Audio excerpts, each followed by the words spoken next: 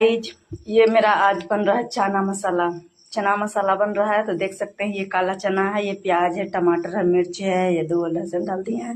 ये कुछ कुछ मसाला है जो कि इसमें मैं डाल दे रही हूँ और डाल के पूरा मिक्स कर दूंगी। उसके बाद मैं सब्जी बनाऊंगी, देखिएगा। ये है कुछ खड़ा गरम मसाला और इधर देख सकते हैं, इसको ऐसे मसाला मिक्स कर दिए हैं। और ये है तेल गरम हो चुका है और इसमें मैं डाल देती हूँ। ये सारा जाएगा इसमें, इसको भून लूँ बढ़िया से, मसाला को भून के और जाएगा इसमें।